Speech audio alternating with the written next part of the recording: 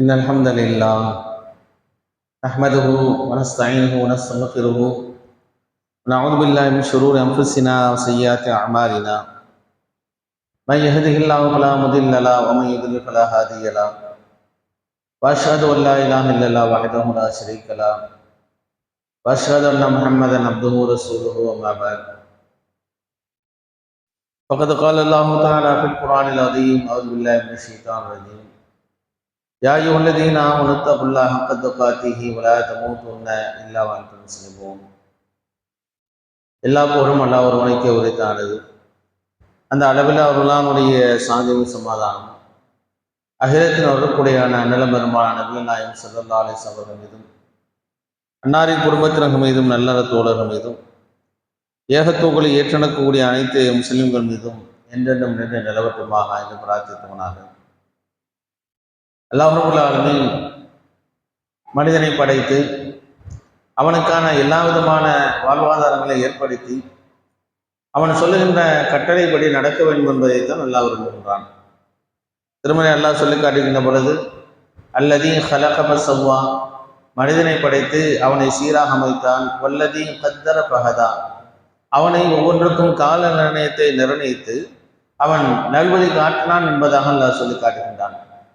அப்படி வழிகாட்டப்பட்ட மனிதன் அவனுடைய கட்டளை ஏற்று நடக்கின்றானா, அவன் வழங்கிய அருள்கொடைகளுக்கு நன்றி செலுத்தக்கூடியவர்களாக நாம் இருக்கிறோமா என்பதை சோதிப்பதற்காக வேண்டி நமக்கு இந்த வாழ்வு வைத்திருக்கின்றான்.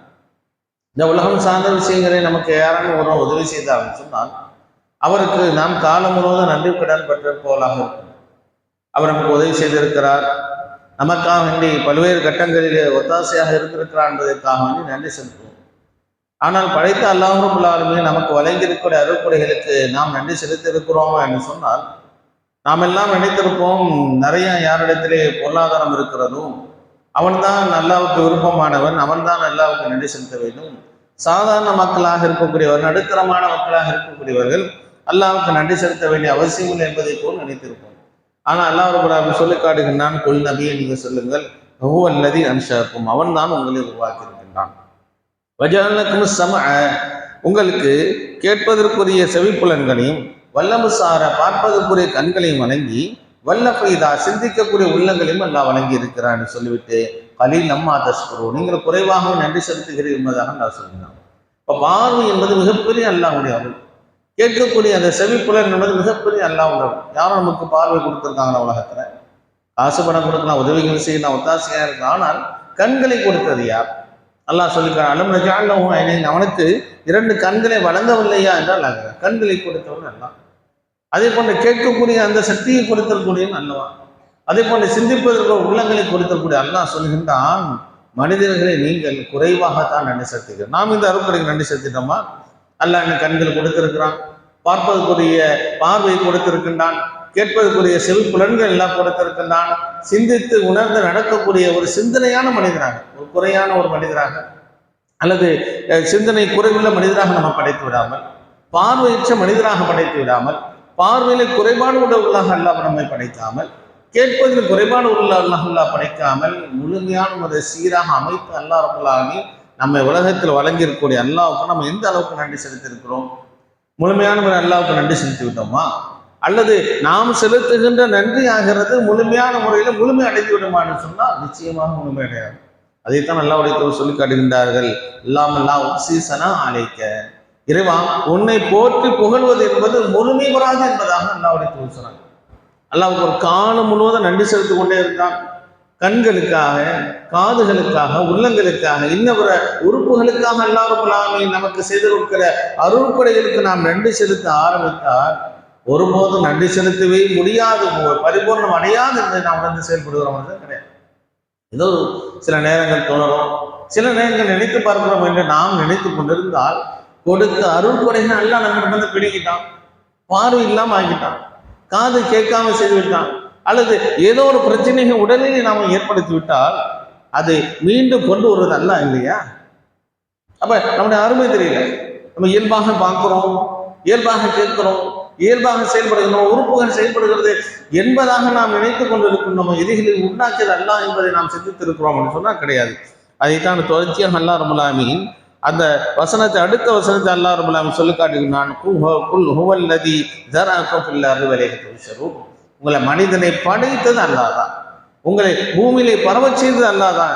நீங்கள் எங்குதான் சென்றாலும் சரி, மறுமையில் நிச்சயமாக அல்லாஹ்விடத்தில் ஒன்று திரட்டப்படுவீர்கள் என்பதாக அல்லாஹ் ரப்பல் ஆலமீன் எச்சரிக்கின்றான். நாம் எந்த எச்சரிக்கையெல்லாம் கவனத்தில் கொண்டு அல்லாஹ்வுக்கு நன்றி செலுத்துகிறோம் என்று கிடையாது. எத்தனை விதமான அருட்கொடைகள் இருக்கின்றன. அல்லாஹ் வழங்கி இருக்கிற அருட்கொடைகளை என்ன நாடினால் ஒருபோது எண்ணி முடிக்கவே முடியாது என்ற இருக்கக்கூடிய ஏராளமான அருட்கொடைகள் அல்லாஹ் ரப்பல் ஆலமீன் வழங்கிவிட்டு அந்த அருட்கொடைகளுக்கு நன்றி செலுத்துகிறோமா என்பதை அல்லாஹ் ரப்பல் ஆலமீன் சோதிக்கின்றான். அதுக்கு உதாரணமாக ஒரு வரலாற்றை அல்லாஹ் ரப்பல் ஆலமீன் சொல்லி காட்டுகின்றான். ஒரு காலத்தில் வாழ்ந்த மனிதருடைய வரலாறு அல்லாஹ் சொல்லி காட்டு. சூரத்து கஹ்ஃப் என்கிற அத்தியாயத்தை நாம் பார்த்தோம் சொன்னால் அல்லாஹ் சொல்லி காட்டுகின்றான், வதிர்பலம் மஸன ரஜுலைனி. நபி, அந்த மக்களுக்காக வேண்டி 2 மனிதனுடைய உதாரணத்தை நீங்க சொல்லி காட்டுங்க என்று சொல்லிவிட்டு, ஜஅல்னால் யஹதிஹுமா ஜன்னத்தைன். அந்த 2 பேர்ல ஒரு ஆளுக்கு அல்லாஹ் என்ன செய்றான்னு சொன்னா, நிறைய மிகப்பெரிய தோட்டங்கள் 2 தோட்டத்தை அல்லாஹ் கொடுக்குறான். மிகப்பெரிய சோலைகளையும் எல்லாம் கொடுக்குறான். ஒரு ஆள் கொடுத்துருக்கான், இன்னொரு ஆள் கொடுக்கல. அந்த தோட்டம் எப்படிப்பட்ட தோட்டம் தெரியுமா? அதில் திராட்சை கனிகள் பூத்து கொள்ளக்கூடிய தோட்டமாக அல்லாஹ் ரப்பல் ஆலமீன் வழங்கி இருக்கின்றான். வஹஃபஃப்னாஹுமா பினஹ்லின். அது மாத்திரமல்லாமல் அது சுற்றிலும் இருக்கக்கூடிய வேலிகளாக அல்லாஹ் என்ன செய்யறான் சொன்னா, பேரித்த மரங்களை அல்லாஹ் ரப்பல் வச்சிருக்கிறான். அப்ப எல்லைகளை போன்று பேரித்த மரங்களை அல்லாஹ் ரப்பல் ஆலமீன் அமைத்து திராட்சை தோட்டங்களை அல்லாஹ் ரப்பல் ஆலமீன் உருவாக்கி கொடுத்திருக்கின்றான். வஜஅல்னா பைனஹுமா ஸரஅ. அதற்கு இடையிலேயும் பயிர்களை எல்லாரும் பல விதமான தானியங்கள் எல்லாம் என்ன செய்து செழித்து வளரக்கூடியதாக இருக்கிறது. அது போன்ற ஒரு தோட்டம் நமக்கு அமைஞ்ச எப்படி இருக்கும்? ஊருக்கு ஒதுக்குப்புறத்திலேயோ அல்லது ஊருக்கு மத்தியிலோ ஒரு அழகான தோட்டத்தை எல்லாம் கொடுத்துருக்கான். 1க்கு 2 கொடுத்துருக்குறான். அழகான குடிலை அமைச்சிருக்கின்றான். எல்லா வசதிகளும் எல்லாம் கொடுத்துருக்கான். என்ன செய்யணும்? நம்ம அல்லாஹ் நன்றி செலுத்துறோமா இல்லையா? அல்லாஹ் சொல்லி காட்டுகிறான், கில்தல் ஜன்னத்தின் ஆத்த தூக்கலகா. அந்த தோட்டமாகிறது அவருடைய கனி வர்க்கங்களை கொடுத்து கொண்டே இருக்கிறது. வலம் தலிலும் நகரா. ஒருபோதும் குறையும் இல்லாம பூத்து குலுங்கி கொண்டே இருக்கிறது. கனிகள் காய்த்து கொண்டே இருந்தன. அப்படிப்பட்ட மகத்தான தோட்டத்தை கொடுத்து இடையில் ஒரு ஆறையும் அல்லாஹ் என்ன வாழ செய்யறான். 2 தோட்டத்துக்கு எடுத்துன்னா 6. இப்போ அழகான வசப்பட மகிழ்ச்சியான வாழ்க்கை அவன் வாழ செய்திருக்கிறான். அது மாத்திரம் இல்லாமல் அல்லாஹ் ரப்பல் ஆலமீன் சொல்லி காட்டுகின்றான், வேறும் என்ன அருட்கொடை வழங்கியிருக்க அந்த மனிதனுக்கு காணலகு சமரம். அது இல்லாமல் பலவிதமான விளைச்சல்களை அல்லாஹ் ரப்பல் ஆலமீன் ஏற்படுத்தியிருக்கான். இப்போ என்ன செய்யலாம், இவர் இன்னொரு நண்பரோடு சேர்ந்த தோட்டத்துக்கு போறார். இப்போ காணி சாஹிபிகவும் யுஹாவிருகும். அவர் பேசிக்கிட்டு போறார். 2 நண்பர்கள் இருக்கிறாங்க. ஒருத்த பணக்காரர் இருப்பான், ஒருத்தன் சாதாரண மனிதனாக இருப்பான். இப்போ என்ன செய்யணும்? அவனுக்கு அல்லாஹ் செய்த அருட்கொடைகள் நன்றி செலுத்தணுமா இல்லையா? அல்லாஹ் அவன் நினைத்து பார்க்கணுமா இல்லையா? இவன் என்ன செய்யறான்? ஏனமாக அவர்கிட்ட பேசுறாரு. என்ன சொல்றாரு? ஆனால் அக்ஸர் மினுக்கமான வாய்ஸினப்புறான். யார் தெரியுமா? பெரிய பணக்காரன்பா, ஏகப்பட்ட சொத்து இருக்குது, ஏகப்பட்ட கம்பெனி இருக்குது. இங்கே போனால் மிகப்பெரிய ஃபேக்ட்ரி வச்சிருக்க கம்பெனி வச்சிருக்கிறேன், ஏகப்பட்ட தோட்டம். நான் பெரிய ஆள். வாய்ஸினப்புறா. எனக்கு ஆள் வலிமையும் குறைச்ச கிடையாது. நான் கூப்பிட்ட ஆள் ஆயிரக்கணக்கான பேர் வருவான். எனக்காக உதவி செய்வதற்காக எனக்கு ஆள் வலிமையும் இருக்கிறது, பொருளாதார வலிமையும் இருக்கிறது என்பதாக அந்த மனிதர் பெருமையாக பேசலாம். எல்லாம் சொல்லிக்காட்டுங்க, தகல ஜன்னத்தை அந்த ஆணையம் நர்சி. அவன் தனக்குத்தானே அநியாயம் செஞ்சுக்கிறான்னு நல்லா இருக்கான். என்ன அநியாயம் சொன்னான்? காலமா அதுன்னு தபீதஹாதி அப்பதான். இதெல்லாம் அழிஞ்சிடும் நான் நினைக்கல. சாதாரண விஷயமா? தோட்டம் நல்லா செழிப்பாக தான் இருக்குது, தண்ணி ஓடிட்டு இருக்குது, கனிவர்கள் காய்ச்சிருக்கு. இது அழியுமா? இது அழிந்து விடுமா? ஒருபோதும் அழியாது என்பதை அவன் சொல்லிவிட்டு அதுன்னு சாத்தன் மறுமையே கிடையாதுன்ட்டான். காரணம், இந்த உலகத்திலே சுலபமான வாழ்க்கை, சொர்க்கத்தை போன்ற வாழ்க்கை வாழ்றாங்களா? முஸ்லிம்கள் என்று சொல்லக்கூடியது அப்படிதான். சில பேர் இருக்காங்க, நிறைய நல்ல வசதி அள்ளி கொடுப்பான், வியாபாரத்தில் பெரிய பறக்கத்தை கொடுப்பான், விவசாயத்தில் பறக்கத்தை கொடுப்பான். கடைசி என்னாச்சு? ஆடம்பரமான வாழ்க்கை, மற்றவர்கள் பொறாமைப்படக்கூடிய வாழ்க்கையெல்லாம் வாழ்றாங்க. அதுக்காக தான் பார்க்கணும். இஸ்லாமியர்கள் சொல்லக்கூடியவர்களே சில வசதியானவர்கள், குறிப்பாக இந்த திருமணத்தை பார்த்துருக்கான்னு சொன்னா அப்படியே பகட்டை கொண்டு வந்து கொட்டுவாங்க. ஊரெல்லாம் வளைச்சு ஃப்ளெக்ஸ் ஓட்டி வச்சுருப்பான். ஆணவத்தை வந்து கொண்டு வருவான். நான் தான் அரசியல்வாதிக்கு வந்தேன் பற்றியா கல்யாணத்துக்கு, நான் எவ்வளோ நகை போட்டேன் தெரியுமா? கிலோ கணக்கில் நகை போட்ட திருமணம் கொடுக்கக்கூடிய மக்கள்லாம் இருக்கிறாங்க. அப்போ பகட்டையும் ஆடம்பரத்தையும் அகந்தையும் வெளிப்படுத்தக்கூடிய களமாக தன்னுடைய பொருளாதாரத்தை காட்டுகிறான் அல்லவா? அது போன்றுதான் அந்த மனிதன் காட்டினான். அல்லாஹ் சொல்லி காட்டு வளையும் ருதித்து இலா ரப்பி. அதிலும் சொல்றான், ஒருவேளை கியாமத் நாள் இருந்து என்ன அல்லாஹ் மறுபடியும் உயிர்ப்பித்து எழுப்பினான்னு சொன்னால் லஜிதன் ஹைரம் இன்னாமன் கலகம், இதை விட பெட்டர் எனக்கு கிடைக்கும், சிறந்தது கிடைக்கும், இதை விட பல மடங்கு எனக்கு கிடைக்கும் என்பதாக அவன் சொன்னான். அந்த நேரத்தில் அந்த கூட இருந்த அந்த நண்பர் சொல்றாரு, காலஹு சாஹிபு கஃபரத பில்லதி ஹலகக, என்னப்பா எல்லாம் உன்னாலே கிடைத்தது மாதிரியும் உன்னுடைய உழைப்பினால் கிடைத்தது மாதிரியும் உன்னால் தான் எல்லாமே கிடைப்பது என்கின்ற அகந்தையோடு இருக்கிறாயா? உன்னை படைத்த அல்லாஹ் நீ மறுக்கிற. உன்னை யார் படைச்ச? அல்லாஹ் இல்லையா? உனக்கு அல்லாஹ் இவ்வளவு பெரிய அருட்கொடைகளை கொடுக்கவில்லையா? அனைத்தையும் நீ மறுக்கக்கூடியவனாக ஆகிவிட்டார் என்று சொல்லிவிட்டு ஹலகக மின் துராப் என்று சும்மா சவ்வாக்க ரஜுலா லாக்கின்னா ஹுவல்லாஹு ரப்பி வலா யுஷ்ரிகு பிஹி அஹதா. உன்னை சாதாரண படைக்க மண்ணிலிருந்து அல்லாஹ் படைத்தான். மண்ணிலிருந்து படைத்து உன்னை சரியாக சீராக ஆக்கி உனக்கு இவ்வளவு பெரிய அருட்கொடையெல்லாம் கொடுத்துருக்கான, எல்லாத்தையும் மறுத்துருவியா? மறுமை இல்லைன்னு ஆயிடுமா? அல்லாஹ் மறுமையில கேட்க மாட்டானா? எல்லாவற்றையும் நீ நன்றி கட்டவனாக மாறிவிட்டான்னு சொல்லிட்டு, ஆனாலும் கூட என்னை படைத்த அல்லாஹ்வுக்கு நான் ஷிர்க் செய்ய மாட்டேன், அல்லாஹ்வை மறக்க மாட்டேன், நன்றி கட்டவனாக இருக்க மாட்டேன் என்பதாக அந்த மனிதர் அந்த சொல்றாரு. மேலும் அவர் ஆட சொன்னாரு, நீ உள்ள போனல, உன் தோட்டத்துக்கு தான் போனல, நீ உழைத்ததாக சம்பாதித்தாக சொல்லிக் கொள்ளக்கூடிய அந்த தோட்டத்திற்கு நீ செல்கின்ற பொழுது அல்லாட்ட நீ துவா செஞ்சிருக்க கூடாதா? என்ன சொல், மாஷா அல்லாஹ் எனக்கு கொடுத்ததுப்பா, இறைவன் நாட்டத்தினால்தான் நீ கிடைத்தது வழிய நான் உழைத்ததுனாலோ என்னுடைய அறிவுனாலோ கிடைத்ததல்ல, இது அல்லாஹ் கொடுத்ததுனால்தான் இது கிடைத்தது, இறைவன் நாள் இப்படிதான் நடந்தது என்று மாஷா அல்லாஹ் சொல்லி இருக்க வேண்டாமா என்பதாக அவர் சொல்றார். அல்லாஹ் நினைச்சான் ததரூரியா, அதை அப்படியே மாற்றி அமைக்கின்ற அந்த தோட்டத்தை எது மகிழ்ச்சியாக, எது நிரந்தரமாக, எது நீடித்து நிலைக்கக்கூடியதாக இருக்கும் என்பதாக அவன் நினைத்திருந்தானோ அந்த தோட்டத்தை என்ன நினைச்சான், அப்படியே மாற்றி விடுகிறான். எந்த அளவுக்கு சொன்னால் சமருகி, இந்த தோற்றத்தை சுற்றி விளைத்து என்ன சொன்னான், அல்லாஹ் ஒரு வேதனையை இறக்கிறான். அதை அல்லாஹ் அழிவுக்கு உள்ளாக்குகின்றான். அழிவுக்கு உள்ளாக்கி என்ன செய்யறான், பாஸ்பாக கல்லிபு கப்பைகி, கைகளை பிசைந்து கொண்டு நிற்கிறான்.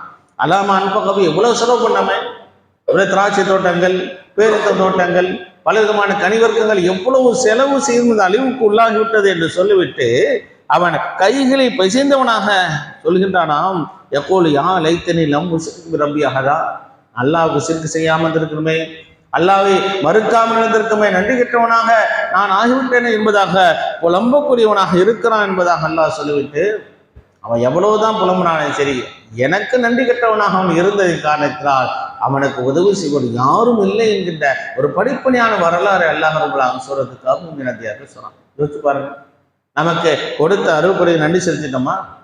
நம்ம நினைக்கிறோம் அல்லாஹ் என்னத்தை கொடுத்துட்டான், சொந்த வீடு இல்லை, சொந்தமாக பைக் இல்லை, அவன்கிட்ட பைக் இருக்கு, அவன்கிட்ட கார் இருக்குது, அவன்கிட்ட நகை இருக்குது, அவங்களோட சந்தோஷம் இருக்கு, என்கிட்ட என்ன இருக்கு என்பதை போல் நாம் நினைத்துக் கொண்டு இருப்போம். ஆனால் இறைவனுக்கு நாம் நன்றி செலுத்துகிறான், கொடுத்த அருள்கொடைக்கு நாம் நன்றி செலுத்தினால் நிச்சயமாக அதிகப்படுத்துவேன் என்பதாக அல்லாஹ் சொல்லி காட்டுகின்ற பொழுது வைத்தான ரப்புக்கும், உங்கள் இறைவன் உங்களுக்கு வாக்களிக்கின்றான், லயின் ஷக்கர்த்தும், இறைவன் உங்களுக்கு கொடுத்த அருள்கொடைக்கு நீ நன்றி செலுத்தினால் லஸீதன்னக்கும், அல்லாஹ் உங்களுக்கு அதிகமாக கொடுப்பான்.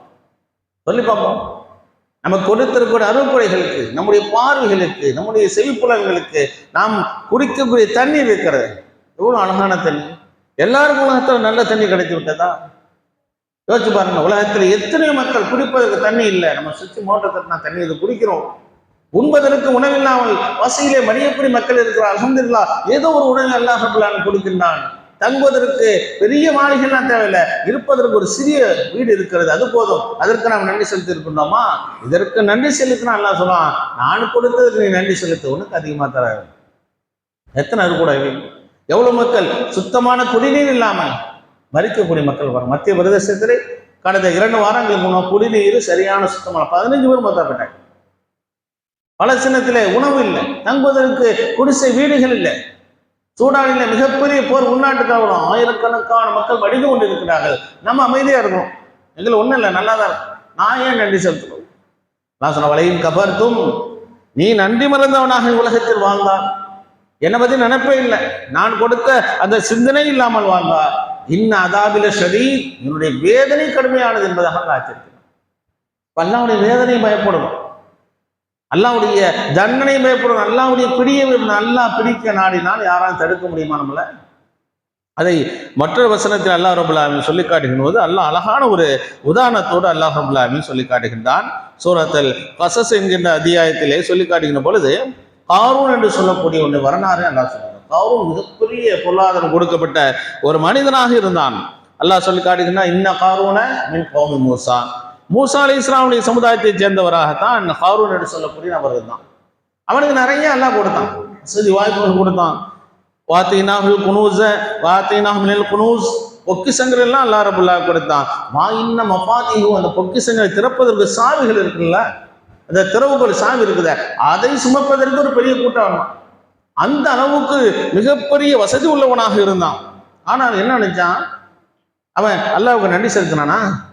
அப்ப அங்க இருக்கக்கூடிய நல்ல மக்கள்லாம் சொன்னாங்க, லா தப்ரா, என்னப்பா அவனுக்கு காசு இருக்கு, பணம் இருக்கு, வசதி வாய்ப்புகள் இருக்கிறது, பெருமையா நடக்கிறியா, கர்வம் இருக்கிறியா, பெருமை கொள்ளலாமா கூடாது என்பதாக சொல்லிவிட்டு, இன்னெல்லாம் கர்வமாக ஆணமாக யாரா நடக்கிறார்களோ அவர் அல்லாஹ் விரும்ப மாட்டான்னு எச்சரிக்கை செஞ்சாங்க.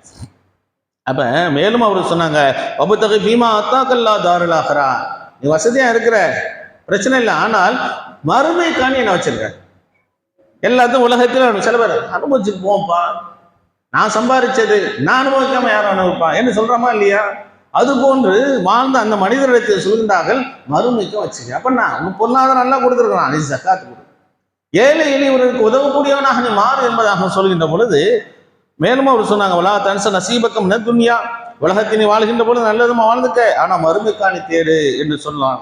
இப்படி பலவிதமான உபதேசங்களை சொல்கின்ற பொழுது கடைசியில் சொன்னான், காலை இன்னமா ஊத்தி என் அறிவால், என்னுடைய சிந்தனையால், என்னுடைய திறமையால் நான் தான் உருவாக்கின ஒழிய எல்லாம் கொடுத்ததெல்லாம் கிடையாதுதான்.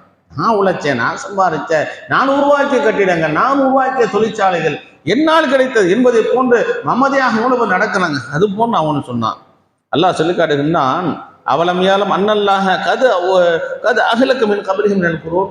என்னப்பா எல்லாம் ஓதுன்னு சொல்லியா, அவனுக்கு முன்னால மிகப்பெரிய சமுதாயம் வரும், வலுவான சமுதாயம் அல்லாஹ் அளித்திருக்கின்றானே, அதை சிந்திக்க வேண்டாமா என்பதாக அல்லாஹ் ரப்பல் ஆலமீன் எச்சரிக்கை இருக்கான். கடைசியில் என்ன நினைச்சு, அந்த பகட்டு குறையில, இந்த ஆணவம் குறையில, அல்லாஹ்வுக்கு நன்றி செலுத்த வேண்டும் என்று சொல்லக்கூடிய அந்த சிந்தனை இல்லாத நிலை என்ன செய்யறான், அப்படியே கூட்டத்தோடு பரிவாரத்தோடு வரும். நகையெல்லாம் மாட்டிக்கிட்டு நடக்குது, ஒரு கல்யாணம் சொன்னா பெரிய ஜெயிஜன்னு கிடக்குது, எனக்கு காசு இருக்குது, நான் இருக்கணுமா, எங்க ஊர்லயே பெரிய ஆள் நான் தான், ஏன்னா மேல தாளங்கள் என்ன, ஆட்டம் பாட்டங்கள் என்ன, கூத்து கும்மாளங்கள் என்ன, பட்டாசு சரவடி, எவ்வளவு மோசமான தரம்தான நிலையை செல்லக்கூடிய நிர்வாகம் நடக்குமோ அது மாதிரி தான் நடக்குது. ஏன்னா என்கிட்ட காசு இருக்கு, ஒரு வசதி உள்ளவரை செஞ்சுக்கிட்டோம், வசதி எல்லாம் சும்மா பார்க்கணும் என்பது இப்போ நடக்கிறாங்களா இல்லையா? அப்ப இந்த ஆணவம் இருக்கிறது இல்லவா, அல்லாஹ் கொடுத்த அருள்கொடைக்கு நன்றி செலுத்தி எளிமையாக திருமண நடங்கள் என்பதை ரசூலுல்லாஹ் சொன்னதை நான் அதெல்லாம் கவனிக்க மாட்டேன், அவசியம் இல்லை, என்கிட்ட காசு இருக்கு நான் நடத்துறேன். ரசூலுல்லாஹ் காலத்துல வசதி இருந்துச்சா, அவங்க இல்லாதவங்க நடத்திட்டு போறாங்க, வசதி இல்லாமல் எளிமையாக நடத்துறோம், என்ன காசு இருக்குன்னு திமிராக நடக்கிறான் அல்லவா? அது போன்னு நினைச்சுறான் வரான். காலையில் நீ 20 நாள் ஹயாத்து துன்யா, மக்கள்லாம் சொன்னாங்க, அப்பா அங்கனமா வரான், நகை நெட்லாம் போட்டுட்டு வரான், வசதியாக வரான், இவருக்கு கிடைச்சது மாதிரி எங்களுக்கு கொஞ்சம் கிடைச்சிக்க கூடாதா என்பதாக என்ன செய்றாங்க, சில மக்களுடைய ஒரு மனசுல ஒரு புழுக்கம் ஏற்படுறது, ஒரு பொறாமை ஏற்படுகிறது. அப்ப அந்த மக்களிடத்திலே நல்லவர்கள் சொல்றாங்க, யாரு அறிவாளிகள் புத்திசாலிகள் சொல்றாங்க, வயலுக்கும் சவாபுல்லாஹி ஹைர், நாசமா போச்சுப்பான், அவனை பார்த்து நீ ஏன் பொறாமப்படுற, அவன் அவனமா நடக்கிறான், வசதியா இருக்கிறான், ஏன்னா செழிப்போடு இருக்கிறான் என்ற நிலையிலே நீ அவனை பார்த்து நீங்கள் யோசிக்க வேண்டாம் அப்படின்னு சொல்லிவிட்டு, அல்லாட்ட இருக்குல்ல இதை விட அழகானது. இந்த உலகத்தில் கூட எவ்வளவு பொருளாதாரம் இருந்தான், அல்லாவுடைய பொருளாதாரத்துக்கு நேராகுமா, அல்லாவுடைய பொக்கிஷங்களுக்கு. பார்வோன் தான் பெரிய பணக்காரன், வசதி உள்ளவன், எவ்வளவு பொருளாதாரம் இருக்கான், இறைவனும் இருக்கக்கூடிய இந்த சொர்க்கம் இருக்க, மறுமை இருக்கிறது, அதற்கு ஈடாகுமா? அல்லாஹ்வுடைய சொன்னாங்க, அல்லா மௌதி சௌத்தின் மினல் ஜன்னா ஹைர் மினத் துன்யா வமா ஃபீஹா, சோனம் இருக்கிறது, அதோடைய ஒரு சாட்டை வைக்கக்கூடிய அளவுக்கு இடமாகிறது இந்த உலகத்தை விட சிறந்தது. அவனா சொர்க்க வாழ்க்கை எப்படி இருக்கும், அவருடைய மகிழ்ச்சியான வாழ்க்கை இருக்கிறது, அதோடு ஒப்பிட்டா ஆர்வம் ஒண்ணுமே இல்லை என்பதை போன்று அவர்கள் அறிவுரை சொன்னாங்க. கடைசியில் அல்லாஹ் அவனை அவன் வீட்டோடு எல்லாம் உள்ள வாங்கிட்டான். நிலநடுக்கம் பார்ப்போம், பூகம்பம் ஏற்படும், ஒரு கிராமமே உள்ள போகும். சமீபத்தில் இலங்கையில், அதற்கு முன்பாக கேரளாவில் பார்த்தோமா, இது மாதிரி பல நாடுகளில் ஒரு வீடு இருக்காது, ஊரே இருக்காது, அப்படியே அல்லாஹ் உள்வாங்க. அது போன்று அந்த காரூனையும் அவனுடைய வீட்டோடு சேர்ந்து அல்லாஹ் ரப்பல் ஆலமீன் உள்வாங்கி விட்டு சொன்னா, மமா கான லஹுல் ஃபியத்தின் யன்ஸூனஹு. ஆசை இருக்குது, வசதி இருக்குது, யாரெல்லாம் உதவி ஒத்தாசைக்கு வந்தாலும் நீ ஒருத்த உணவல்ல, அத்தனை பேரும் வேடிக்கை பார்க்கக்கூடிய நிலையிலே அவனை உள்வாங்கினோம் என்று சொல்லிவிட்டு ஒமாக்கான முன்தசிரீன், அவனை தனக்கு தற்காத்துக் கொள்பவர்கள் அவனாகவும் அந்த நபர் இருக்கவில்லை என்பதாக அல்லாஹ் ரப்பல் ஆலமீன் சொல்லி காட்டணும். நம்ம யோசிச்சு பார்க்கணும். வசதி வாய்ப்பு தான் கொடுத்தா தான் இல்லை அவன் நன்றி செலுத்தணும், எனக்கு ஒன்றும் இல்லை வசதி இல்லை என்பது எப்போ நினைப்பதான் என்ன அல்லாஹ் கொடுக்கல. அல்லாஹ் ரப்பல் ஆலமீன் சொல்லி காட்டுவோம், இறைவன் அருள் கொடைகள் நீங்க என்ன நாடினால் எண்ணிவிடவே முடியாது என்று சொல்லிவிட்டு வைன்னல் இன்சான தலூமுன் கஃபார், நிச்சயமாக மனிதன் நன்றி கெட்ட அநியாயக்காரனாக இருக்கிறான் என்பதை அல்லாஹ் ரப்பல் ஆலமீன் எச்சரிக்கின்றான். அல்லாஹ்வுடைய எச்சரிக்கையை கவனத்தில் கொண்டு இறைவன் நம்முடைய பார்ப்பதற்கு வெளிப்படையாக சில அருட்கொடைகள் தெரியலாம், நாம் பார்க்காத பல்வேறு விதமான அருட்கொடைகள் நம்முடைய உடலிலேயும் உலகத்திலேயும் நமக்காண்டிய வாழ்வாதாரமாக அல்லாஹ் ரப்பல் ஆலமீன் வழங்கியிருக்கின்றான். அந்த அருட்கொடைகளுக்கு நாம் நன்றி செலுத்துகின்ற பொழுது அல்லாஹ் சொன்னான், அஸீத் என்னக்கும் நிறைய கொடுப்பேன், உலகத்தை மகிழ்ச்சியாக வைப்பேன். எவ்வளோ காசு இருக்குதுங்க, விரும்பினதை சாப்பிடணும், நிம்மதியை நினைச்ச நேரத்தில் தூங்கணும், மனைவி மக்களோட மகிழ்ச்சியா இருக்கணும், வாரிசுகள் குழந்தைகள் எல்லாம் பாக்கியத்தை கொடுக்கணும், இப்படி இதெல்லாம் பாக்கியம் இல்லையா? பெரிய பணக்காரன் குழந்தைகள் என்ன பெரிய டாப் மில்லியனா இருக்கிறான், விரும்பிய சாப்பிட முடிகிறதா? சில பேருக்கு நிம்மதியை தூங்க முடியுமா? பயந்துகிட்டே இருப்பான். யாரா திருட வந்துடுவானா, யாரா கொள்ளை அடிச்சுட்டு போயிடுவானா, இல்ல மனைவியினால பிரச்சனையா? ஒரு பெரிய அம்மா, பெரிய பணக்கார அம்மா, அவன் நினைப்பாங்க கணவன் நம்மளை கொண்டுட்டா என்ன செய்யறது, இருக்கிற வேலைக்காரனை நம்ம கொண்டு நடக்கிறதா இல்லையா? யாரை நம்ம படைத்து அல்லாஹ்வை தவிர யாரை நம்ப முடியாது. அப்ப நிம்மதியான வாழ்க்கை என்பது இறைவனுடைய நினைவில் தான் இருக்கின்றன. இறைவனுடைய நாம் நினைத்தோம் என்று சொன்னா அல்லாஹ் ஒன்னா நினைச்சு பார்க்கிறேன்னு சொன்னான். அது குரூனி, என்னை நீங்க நினைத்து பாருங்க, அதுக்கு ஒரு உங்களை நான் நினைத்து பார்க்கிறேன். வஷ் குரூனி, எனக்கு நன்றி செலுத்து, நான் கொடுத்த அருளுக்கு நன்றி செலுத்துங்க, விழாத்தக்கும் நன்றி மறந்தவர்களாக மாறிவிடாது என்பது அல்லாஹ் எச்சரிக்கின்றான். இந்த எச்சரிக்கையை கவனத்திற்கொண்டு நான் வாழும் காலவரை கடைசி மூச்சு வரை இறைவனுடைய அருட்கொடைகளுக்கு நன்றி செலுத்தக்கூடிய நல்லடியார்களாக வாழ்ந்து மறைவதற்கு எல்லாம் நல்லா ரப்பல் அனைவருக்கும் உதவி செய்வானாக.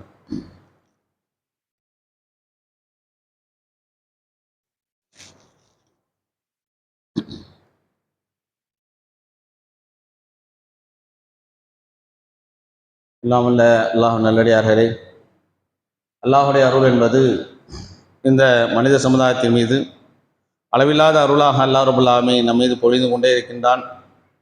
அதில் ஒரு மகத்தான அருள் தான் ரமலான் என்று சொல்லக்கூடிய மாதத்தை நாம் நெருங்கி வருகிறோம். இந்த ரமலான் என்று சொல்லக்கூடிய மாதமாகிறது மனிதர்களுக்கு மிகப்பெரிய அருட்கொடைகளை வழங்கக்கூடியதாக இருக்கிறது. அதிலும் குறிப்பாக இந்த ரமலானை பற்றி அல்லாஹ் ரப்பல் ஆலமீன் சொல்லி காட்டுகின்ற பொழுது ஷஹ்ரு ரமலான் அல்லது உன்சில ஃபீஹில் குர்ஆன், இந்த ரமலான் என்பதாகிறது குர்ஆன் வழங்கப்பட்டிருக்கக்கூடிய அருளப்பட்டிருக்கூடிய மாதம் என்பதாக அல்லாஹ் ரப்பல் ஆலமீன் சொல்லி காட்டுகின்றான். இந்த குர்ஆனை பொறுத்தவரை அல்லாஹ் ரப்பல் ஆலமீன் ஒரு மிகப்பெரிய அருளாக, மிகப்பெரிய பாக்கியமாக அல்லாஹ் ரப்பல் ஆலமீன் வழங்கியிருக்கின்றான். மனிதர்களுக்குள்ள எல்லா விதமான நேர் வழிகாட்டியும் வழங்கியிருக்கிறான். ஃபீஹி ஹுதன் லின்னாஸ், இந்த மனித குலத்திற்கு நேர்வழி சொல்றோம், முஸ்லிம்களுக்கு மாத்திரம் நேர்வழின்னு அல்லாஹ் சொல்றான். மனித குலம் அனைவர்களுக்குமா நேர்வழியாக இருக்கின்றது. பையினாத்தின் மினல் ஹுதா வல் ஃபுர்கான், பல்வேறு விதமான அத்தாட்சிகள் இருக்கின்றன, நன்மை தீமையை பிரித்தறிவிக்கக்கூடியதாக இந்த குர்ஆன் இருக்கிறது என்பதாக அல்லாஹ் சொல்லி காட்டுகின்றான். இந்த குர்ஆனை வழங்கப்பட்டிருக்கக்கூடிய நாம் அல்லாஹ் முஸ்லிம்களுக்கு இந்த குர்ஆனை வழங்கினது சொல்லவோ இல்லை, மாறாக அல்லாஹ் ரப்பல் ஆலமீன் சொல்லி காட்டுகின்றான். இது மனித குலத்திற்கான வேதம் என்று அல்லாஹ் சொல்றான். இப்போ குர்ஆன் இறங்கிய பொழுது சஹாபாக்கள் இறங்கல, குர்ஆனை ஏற்றுக்கொண்டவர் சஹாபியானாங்க. குர்ஆனை ஏற்றுக்கொண்ட முஸ்லீமா இருப்பாங்க. அப்ப குர்ஆன் நம்ம ஏத்துக்கல, குர்ஆனை படிக்கல, குர்ஆனை சிந்திக்கல, முஸ்லீமு பேரளவில் தான் நாம் இருக்கிறோம், வெளியே நாம் முஸ்லீம் என்று பேர் சொல்லவும் முடியாது. சொல்லிக்கலாம், பேர் வச்சுக்கலாம், அப்துல் ரஹ்மான் வச்சுக்கலாம், அப்துல் சமர் வச்சுக்கலாம், ஏதோ ஒரு பேர் வச்சுக்கலாம். ஆனா குர்ஆனை ஏற்றுக்கொண்டோம், குர்ஆனுடைய வாழ்க்கையை நாம் செயல்படுத்திட்டு சொன்னா அது கிடையாது. அப்ப இஸ்லாத்தின் அடிப்படை என்ன, ஈமான் என்று சொல்லக்கூடிய இறை அம்சம் வருகின்ற பொழுது அடுத்த அம்சம் குர்ஆன் தான். நபித்தோழர் சொல்றாங்க, அல்லம்னல் ஈமான, முதலாக நாங்கள் ஈமானை கற்றுக்கொண்டோம். ஈமான்னா என்ன, ஏகத்துவம்னா என்ன, அல்லாஹ்வுடைய பண்புகள் என்ன, ஆற்றல்கள் என்ன, தன்மைகள் எல்லாத்தையும் கற்றுக்கணும். அடுத்த விஷயமாக குர்ஆனை கற்றுக்கொண்டோம். இந்த குர்ஆன் என்று சொல்லக்கூடிய அந்த வேதத்தை படித்து சிந்தித்து தங்கள் வாழ்க்கையை செயல்படுத்திய சமுதாயம் தான் அல்லாஹ்வுடைய தூதர் உருவாக்கிய சமுதாயம். அதான் சொல்றாங்க, ஹைருல் குரூனி கரணி, உலகில் தோன்றிய தலைமுறையில் சிறந்த தலைமுறை நான் வாழ்ந்த காலத்தை சேர்ந்தவர்கள் சொன்னாங்க. சஹாபாக்கள் எடுத்தோன்னே ஃப்ரெஷ்ஷா வந்துட்டாங்கன்னா கிடையாது, அவர்களுக்கு பாடம் நடத்துகிறது குர்ஆன். நன்மை தீமைகளை சொல்கிறது, வட்டி ஹராம் என்று சொன்னது தவிர்த்து கொண்டாகும், மதுவை குடிக்கக்கூடாது, ஹராம் என்று சொன்னதை தவிர்த்து கொண்டார்கள். குடும்பவியலை இஸ்லாம் சொன்னது அழகான வாழ்க்கை வைத்துக் கொண்டார்கள். நேர்மையாக நடக்க சொன்னது உண்மை பேசினார்கள். இப்படி எல்லா அம்சங்களையும் குர்ஆனாகிறது அந்த சமுதாயத்துக்கு வழிகாட்டியதன் காரணத்தினால்தானே ஒழிய வேறு என்ன காரணம் கிடையாது. ரசூலுல்லாஹ் ஏற்றுக்கொண்டுட்டாங்க, அந்த ஒண்ணா வாழ்ந்தார்கள். சஹாபாக்களுடைய வாழ்க்கை என்பது சும்மா கிடையாது. சஹாபாக்கள் இன்றளவும் ரலியல்லாஹு அன்ஹும் அவர்களை அல்லாஹ் புரிந்து கொள்வானாக என்று நாம் சொல்கிறோம் அல்லவா. அடிப்படை என்ன? அவர்கள் இஸ்லாத்தை உள்வாங்கினார், குர்ஆனை படித்தார்கள், தங்கள் வாழ்க்கையில செயல்படுத்தாங்க. குர்ஆன் சொல்லக்கூடிய அம்சம் எதுவெல்லாம் சொல்கிறதோ அதை தங்கள் வாழ்நாள் ஏற்று நடந்தாங்க. அதற்கு ஒரு சிறிய உதாரணம், அல்லாஹ்வுடைய தூதர் நபி ஸல்லல்லாஹு அலைஹி வஸல்லம் அவர்கள் ஒரு ஆலோசனை செய்யறாங்க. அந்த ஆலோசனையின் பொழுது அல்லாஹ்வுடைய தூதர் கேட்கிறாங்க, இந்த ஒரு சமுதாயத்துக்கு ஒரு அமீராக ஒரு ஆள் வேணும், யாரை போடலாம்? அபூபக்கர் ரலியல்லாஹு அன்ஹு ஒரு நபித்தோழர் சொல்றாங்க. அப்ப உமர் ரலியல்லாஹு சொன்னாங்க, வேணாம் அல்லாஹ்வுடைய தூதரே, இவர் வேணாம், அவரோடு இன்னொரு ஆள் இவர் பெட்டர், இவர் போடலாம், இன்னொரு நபித்தோழர் பேர சொன்னாங்க. அபூபக்கர் சொன்னாங்க, உமரே, நான் சொல்லுகின்ற கருத்துக்கு மாற்று கருத்து சொல்வதுதான் உங்க வேலையாச்சா அப்படின்னு சொன்னாங்க. இப்ப உமர் சொன்னாங்க, இல்ல அதெல்லாம் என் நோக்கம், நான் இவரை சிறந்ததாக கருது. ரெண்டு பேருக்கு சத்தம், அல்லாஹ்வுடைய உட்கார்ந்துருக்காங்க, ஹைபிட் சவுண்ட் மேல போயிடுச்சு, பயங்கரமான சவுண்ட். ரசூலுல்லாஹ் அமைதியா இருக்கிறான்.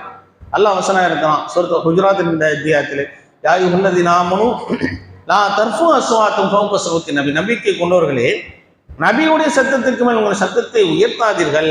அன் தஹ்பத அமாலுக்கும் அன்தும் லா தஷ்உரூன், நீங்கள் அறியாத நிலையில உங்களுடைய அமல்கள் எல்லாம் அழிஞ்சிடும்னு சொன்னான். சத்தம் போட்டது யாரு? சாதாரண ஆளா? ஒரு கிராமவாசியே கிடையாது. அபூபக்கர், உமர் இஸ்லாத்திற்காக தியாகம் செய்து போர்க்களங்களை கண்டு ஹிஜ்ரத் செஞ்சு வந்த மிகப்பெரிய தோழர்கள் செஞ்ச தவறு அல்லாஹ் சுட்டி காட்டுறான். நீங்க சத்தம் போட்டு பேசுறீங்களா? தூதருடைய சத்தத்துக்கு மேல சத்தம் உயர்ந்துருமா? உங்க அமல்லாம் அழிஞ்சிரும்னா நான் வச்சிருக்கேன். இந்த சம்பவத்துக்கு முன்னால அல்லாஹ்வுடைய தூதரிடத்திலே உமர் ரலியல்லாஹு பேசுகின்ற பொழுது சுத்தமா சத்தத்தை குறைச்சிட்டாங்க. ரசூலுல்லாஹி ஸல்லல்லாஹு அலைஹி உமர் பேசுகிறார். உமர் என்ன சொல்றீங்க, திருப்பி சொல்லுங்க என்கின்ற அளவுக்கு உமர் ரலியல்லாஹு அவருடைய சத்தம் அப்படியே குறைத்து விட்டான்னு சொன்னார். எப்படிப்பட்ட மாற்றம்! இது மாதிரி எண்ணற்ற சஹாபாக்களை வரலாறு படிக்கலாம். அந்த அளவுக்கு நபித்தோழர்கள் குர்ஆனை உள்வாங்கினார்கள். நபித்தோழரை பொறுத்தவரை குர்ஆன் என்பது அவருடைய தாய்மொழி அரபிலே இருக்கிறது. நம்மை பொறுத்தவரை இந்த அரபி வேற்று மொழியாக இருந்தாலும் அதை ஒரு எழுத்தை படித்தாலும் ஒன்றுக்கு 10 நன்மை என்று இஸ்லாம் சொல்லும். படித்ததோடு மாத்திரமல்லாமல் அதை சிந்தித்து நாம் அறிந்த மொழியிலே படித்து நம்முடைய வாழ்க்கையிலே செயல்படுத்துவதன் மூலமாகத்தான் மறுமையிலேயே வெற்றி பெற முடியும், இம்மையிலேயே மிகச் சிறப்பான வாழ்க்கை அமைத்துக் கொள்ள முடியும் என்பதை நாம் சிந்திக்கணும். கொஞ்சமாக நேரத்தோடு தினமும் காலையிலேயோ அல்லது மாலையிலேயோ குறிப்பிட்ட நேரத்தில், இது குர்ஆனுக்கான நேரம் தான். காலைல டீ குடிக்கணும், குடிக்கலன்னா டீ குடிக்கிற நேரம் போச்சு, தலை வலிக்குது, ஒரு காஃபி குடிச்சாலும் டென்ஷன் ஆகும். இது குர்ஆனுக்கான டென்ஷன் ஆகிறோமா? குர்ஆனை படிக்கிற மனசு வருத்தம் வருதா? சென்னைக்கு வரணும், அன்னைக்கு ஒதுக்கலாம், தொழுக லேட்டாத, இப்போ தொழுகலன்னா அப்புறம் தொழுகலாம். அப்ப எந்த அளவுக்கு நான் உலகத்துக்கு முக்கியத்துவம் கொடுக்குறோம், மறுமைக்கு முக்கியத்துவம் கொடுக்குறோம். குர்ஆன் நாளை மறுமை நமக்கு சாட்சியாகும். அல்லாஹ்வுடைய சொல்றாங்க, நீங்கள் சூரத்துல் பக்ரா, ஆலி இம்ரானை நீங்கள் ஓதுவாருங்கள், மறுமையில உங்களுக்காக பரிந்துரை செய்ய வரும் என்பதாக ரசூலுல்லாஹி ஸல்லல்லாஹு அலைஹி சொல்றாங்க. இது போன்ற எண்ணற்ற சிறப்புகள் மிக்க குர்ஆன் இறங்கிய மாதம் தான் ரமலான் என்று சொல்லக்கூடிய மாதம் வருகிறது. இந்த ரமலான் என்று சொல்லக்கூடிய மாதத்தில் மிகச்சிறந்த அமலாக குர்ஆனும் இருக்கிறது. இந்த குர்ஆனை நம் வாழ்நாள் முழு இது நோம்புல வந்தோம், தூசி தட்டி திறந்து பார்த்தோம், ஒரு குர்ஆன் முடிச்சுட்டு 2 குர்ஆன் முடிச்சுட்ட என்பதோடு மாத்திரமல்லாமல் ஒவ்வொரு நாளும் குர்ஆனோடு தொடர்புகளை ஏற்படுத்திக் கொள்ள வேண்டும். அது சொல்லக்கூடிய போதனைகளை நம்முடைய வாழ்நாளை செயல்படுத்த வேண்டும். அப்படிப்பட்ட வாக்கியத்தை எல்லாம் வல்ல ரப்பல் ஆலமீன் நம் அனைவருக்கு தந்தருள்வானாக என்று சொல்லி என் உரையை நிறைவு செய்கின்றேன். வாஹிர் தஅவானா அல்ஹம்துலில்லாஹி ரப்பில் ஆலமீன். அஸ்ஸலாமு அலைக்கும்.